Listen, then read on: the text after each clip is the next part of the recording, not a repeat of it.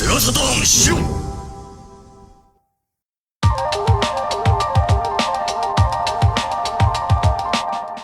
Hideki Sato was Sega's head of consumer research and development throughout the 80s and 90s, and was a brilliant engineer who was really responsible for the design of so many iconic games machines that we've all come to know and love. Whether designing arcade and amusement boards or home consoles, he always sought to push the technology of video games forward, and the SEGA Saturn was really no exception to this. Yet, as we all know, it had a troubled development history and quite a troubled time on the consumer market as well. And Hideki Sato goes on record talking about that in an interview on February 1st, 2018, given at the Hitotsubashi University Innovation Research Center as part of an oral history documenting the video games industry in Japan. Sato-san provides us a lot of insight on several key elements regarding Saturn's design and development and Sega's competition with Sony and the PlayStation. Credit for the English translation of the original Japanese transcripts goes to SEGA-16 and MD SHOCK, and we are all incredibly thankful to those amazing outlets for making this information available to English-speaking audiences. Rather than including the entire bulk of the interview, which starts all the way back at Sato-san's childhood and early career, this episode aims to focus purely on the Saturn-related highlights. And to begin, we start with a segment where Sato discusses Sega of America's desire to use the follow-up chip to Motorola's 68000, the 68020, under Saturn's hood in order to deliver improved sprite-based gameplay from its predecessor, the Mega Drive Genesis. Motorola had the MC68020, the successor to the MC68000. It was a strong-selling 32-bit CISC microprocessor. Sega of America, who were developing their own 16-bit Genesis games, wanted to use the MC68020 in the Saturn. That would have allowed for essentially updated versions of the current types of game software, and the development libraries could easily be done. They wanted to go for forward compatibility. However, from my viewpoint, this lacked the necessary jump in technology. I thought that it might be okay to move forward with such a continuation of the current technology, but all the same, I felt we needed to move in a new direction to change things up. Compared with the 16-bit generation, we needed to move away from mask ROMs, from solid-state memory, which was too expensive. CD-ROMs had become cheap, but the technology was no longer new. The PC Engine had already been using it for years. We needed something more. Sato also comments on his interest in using Hitachi's new Super H RISC chip that's currently in development. At the time, Hitachi happened to be developing the Super H processor, also known as the SH. After seeing the specs, I was impressed by its high performance. I decided to go with it, even though it was still in development. This was a very rash move for me. The SH is a RISC, reduced instruction set CPU, and at that time NEC was also developing one, the V series.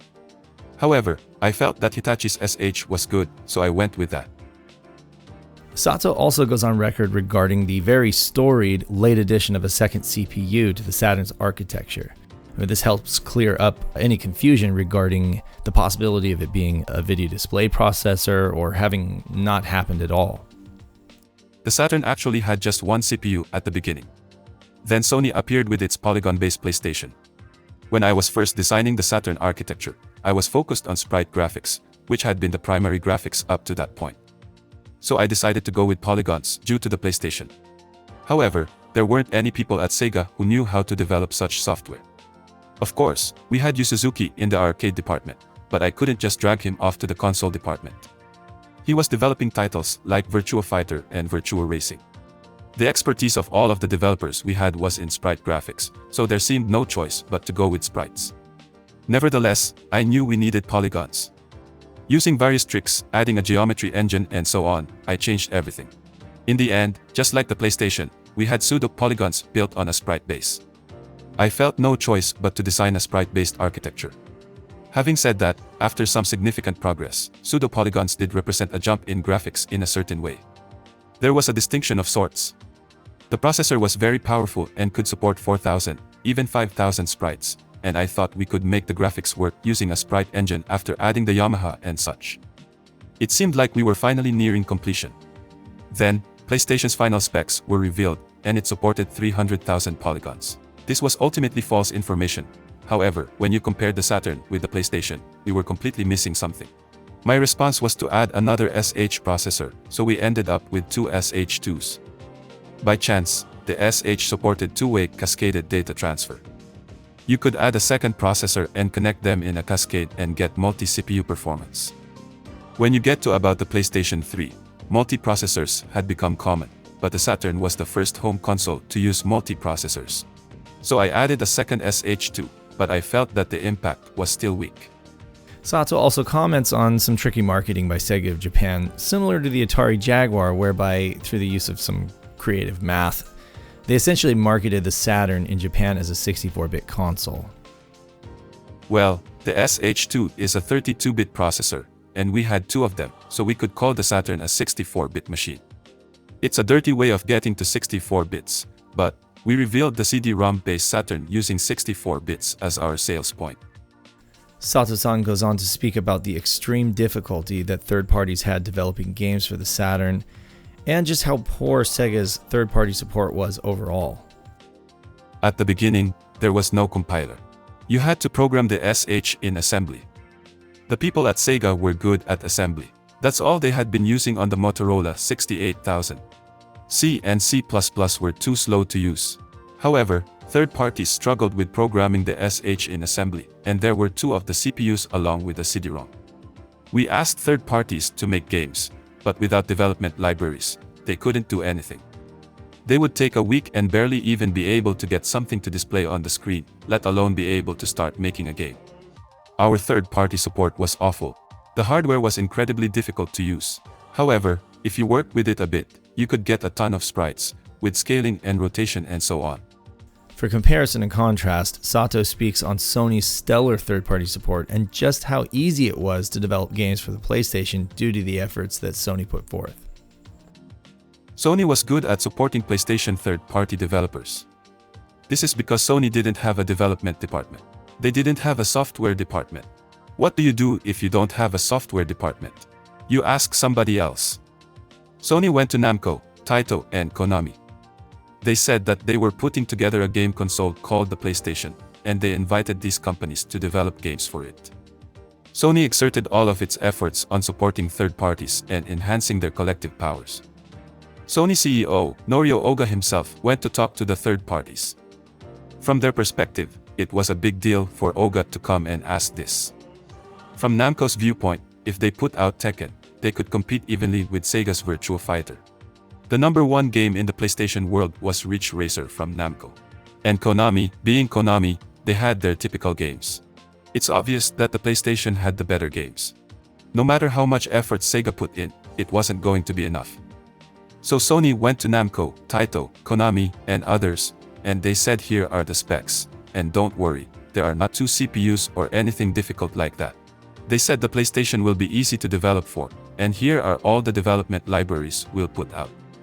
Sony had a very easy-to-use SDK, software development kit. Oga himself was making these offers, and the third parties were told they could port all of their own titles and so on. With all of that, it certainly seemed like the PlayStation was better. Sato speaks on Sega's financial losses during the Sega Saturn's time on the market, and their somewhat counterintuitive attempt at slowing production of Saturns in order to prevent them from going further into the red. So, we released the Saturn in 1994, and as I said before, there were two SH2s. In addition, memory was expensive at this time, and we were using a large amount, so costs were very high. For each Saturn sold, we lost about 10,000 yen, approximately $100. That's how the hardware business works. But the goal was to recoup our losses from software royalties. If there are lots of third parties, lots of games sold, and we get 2,000 yen for each, it's possible. However, if software sales are weak, and for each console sold, we're ultimately losing 5,000 to 6,000 yen. What's going to happen from the business perspective? We're going to stop selling consoles. This later became a huge problem. Every month, or even every week in Sega's case, we had meetings to examine the current situation. Each department would report on where it stood in relation to its goals. So imagine if the sales goal for the end-of-year sales war is, let's say, 3 billion yen, and the profit goal is 300 million yen. But the profit is in the red. That profit is a very important factor. So what does the business side do? They decide that it's not necessary to have sales of 3 billion yen. Instead, 2 billion yen will do. In other words, they stop selling 1 billion yen's worth of hardware. That way, If each unit sold is losing 5,000 yen, and we extend that to 20,000 units, that's 100 million yen lost. By stopping the sales of 20,000 units, in a way that becomes 100 million yen in profit. So they slammed on the brakes in terms of unit distribution. Even though there were people that wanted to buy the console, Sega didn't want to sell it, because the more they sold the more they went into the red. From the perspective of the third parties, they saw that Sega was curbing the sales of the Saturn. The more consoles there were, the more games would be sold. But if console sales were being limited, then this created a serious problem. As they say, poverty dulls the wit. This led to a negative feedback loop. And finally, Sato comments on Sony's many advantages over Sega when it comes to hardware manufacturing. In addition to the consistent warnings from his friend and PlayStation head Ken Kutaragi that he should quit the console hardware business altogether and focus purely on software. To launch a new console, you really need 50 to 60 billion yen at the least. You have to sell those first million units. If your costs are 30,000 yen per unit, then that comes to 30 billion yen for 1 million units. And you have to design the hardware and create the electronics, make the molds and do the tooling, so this will soon consume about 10 billion yen. And then you have to create the games and do the advertising. You need about 500 to 600 people. Without all this, you can't launch a home console. You can't do it little by little. You really have to go all in. Sony had annual sales of 3 trillion yen. They made their own CD-ROM drives. They had their own semiconductor factories. Once when I was talking with Ken Kutaragi, the creator of the PlayStation, he said, "Hideki-chan." He refers to me using the chan diminutive. "Hideki-chan, there's no way you can beat me. Where are you buying your processors? From Hitachi? From Yamaha? What about your CD-ROM drives? You're buying everything. By buying from Hitachi, Hitachi is profiting. You can't make anything yourselves. We can make everything ourselves, including custom parts. We have our own factories." Near Nakashinden, they had a huge factory where they made audio equipment that they were using for the PlayStation. Their cost structure was completely different. Kutaragi told me, "That's the way it is, Hideki-chan. So quit the hardware business. Why not just do software? We'll give you favorable treatment." He wanted us to go third party, but we had been going for so long in the hardware business, for better or worse. We couldn't go third party now. We had been half-heartedly successful in America once, and this made it impossible to quit the hardware business.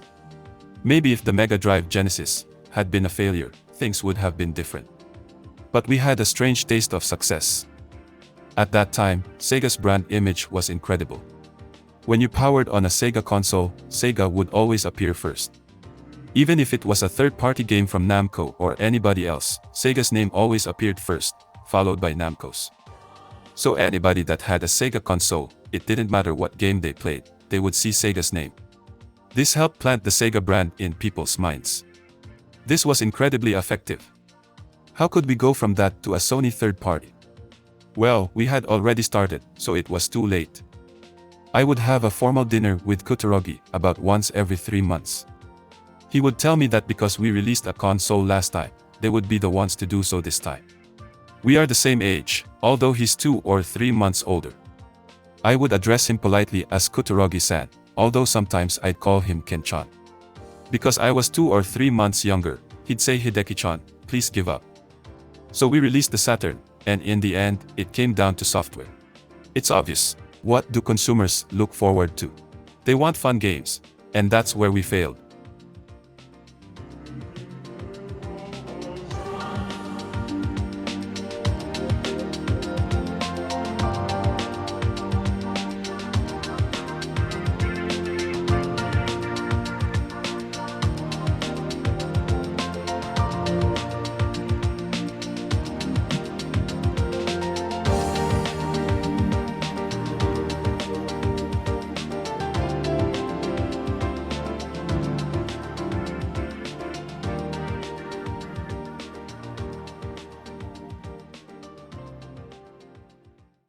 SEGA Saturn SHIRO